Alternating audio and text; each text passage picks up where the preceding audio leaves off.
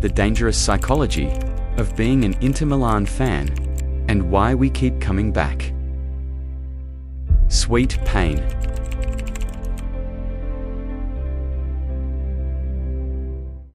Imagine you find something that makes you feel alive.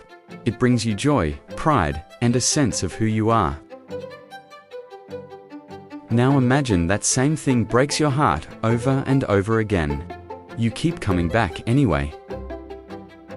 That is not a love story. That is a psychology experiment. Being an Inter Milan fan is exactly this. It is not just watching football. It is signing up for an emotional roller coaster that has no safety bar and no clear exit. And yet millions of people around the world have willingly bought a ticket. Today, we are going to look at why. Not just as football fans, but as human beings. Because what Inter does to its supporters reveals something deep and uncomfortable about how our brains actually work. The psychology of supporting Inter Milan begins with identity. When you choose a football club, especially at a young age, you are not just picking a team, you are choosing a tribe. You are saying something about who you are, where you come from, and what you believe in. Inter Milan carries a specific kind of identity that is different from most clubs. The famous phrase, Pazza Inter, meaning crazy Inter, is not just a nickname, it is a warning label. Inter fans do not just accept chaos. Over time, they begin to see it as a sign that their club is real, raw, and human in a way that stable, dominant clubs are not. There is a quiet pride in surviving Interista, in knowing that you can handle anything because your club has already put you through everything. This identity becomes self-reinforcing. The more pain you survive, the more committed you become. Psychologists call this cognitive dissonance reduction. We justify our suffering by deciding it must mean something. And for Inter fans, it does.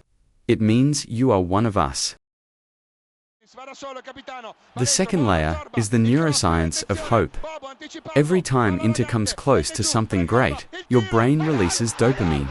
Not just when they win, but during the anticipation of winning. The build-up, the almost, the nearly. Research shows that the brain's reward system is actually more active during the period of chasing a goal than during the moment of achieving it. This is why the Champions League final of 2010 still lives so vividly in the memory of Inter fans worldwide, and why the defeats that came before and after that night feel so impossibly heavy. Your brain had been in a prolonged state of elevated anticipation. The wins fed you, the losses starved you, and that hunger brought you back.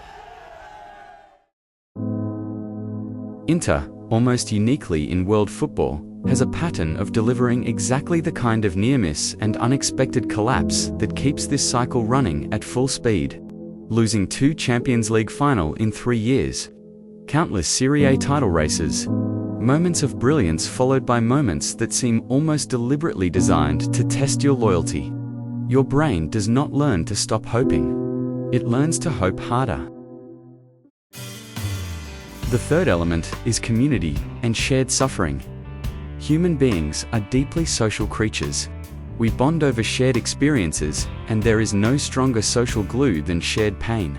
Inter Milan has created, across its global fanbase, one of the most tightly bonded communities in football.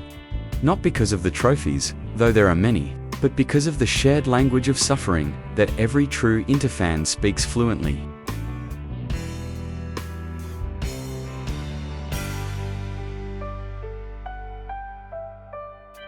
When you meet another Interista, anywhere in the world, you do not need to explain yourself. They already know. They were there too. They felt it too. This shared identity goes beyond football.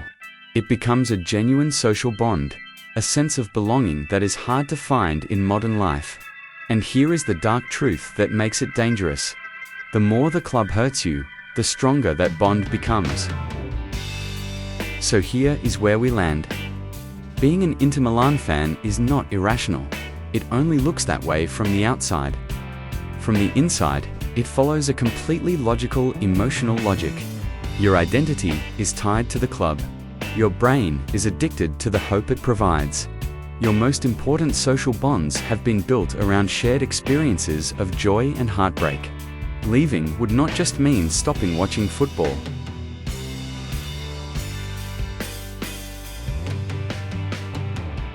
It would mean walking away from a part of who you are. This is what makes it dangerous. Not dangerous in a way that will harm you, but dangerous in the sense that it has a hold on you that most things in life do not. You did not just choose Inter Milan. At some point, without fully realizing it, Inter Milan became a piece of the architecture of your inner world, and you cannot simply knock that down without something else crumbling too. And maybe that is okay. Maybe that is actually the point. We live in a world that often feels too safe, too predictable, too managed.